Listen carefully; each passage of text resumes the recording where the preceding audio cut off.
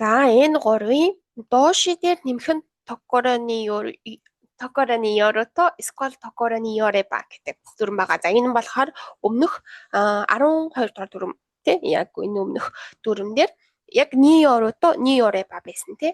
За тэрний яасан бэ гэвэл тэрнийх нь өмнө мэши буюу нэр үг орсон байсан.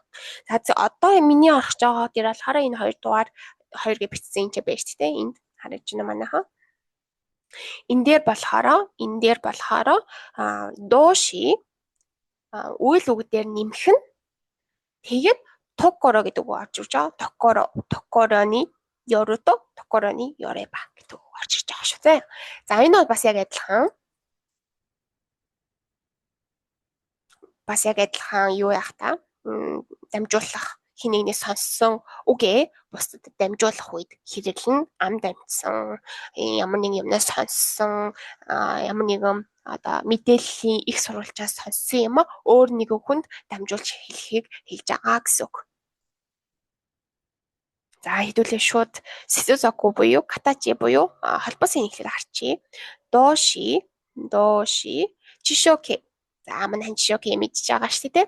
Толон дээр байдаг. Яг хэлбэрээр байгаа гэсэн үг. Толбичгэн дээр байдаг. Жишээ нь сүрүү, номоо, ёмо гэх тий. Номоо токороны ёрото нонда токороны ёрото ч юм уу тий. За таке тэгээд штейру, тэйру гэх буюу одоо цаг дээр гэх. За тэгсэн чинь надаа манайхаа энэ бол айгүй амархан энийг хурдан хитүүлээ уншчаал дуусаач. Ребун байна тийм үү? Ребун. За ребун яг адилхан тенкиёхо. За тенкиёхо ч юу вэ? Цаг агаарын мэдээ шүү дээ. Тенкиёхо де кита токорони ёрото буюу цаг агаарын мэдээнээс сонсоход бол кита токорони ёрото сонсоход бол кёва хареро соо дэс буюу цаг агаарын мэдээнээс сонсоход бол өнөөдөр нар гарна гэсэн байна гэсэн байна. За энэ бол яг адилхан яг өмнөх хэлсэнчлэн ниёрото гэдэг дүрмийн яг өмнө орж байгаа жохогийн буюу тэр мэдээллийн юу гэдэг вэ? Тэр мэдээллийн одоо хэлж байгаа тэр хүнийг нь хэлэхдээ болохоор санны ёрото, сано ханашны ёрото, ньюсүний ёрото, увасаны ёрото. Энэ үгнүүд бол яг адилхан орно, яг адилхан.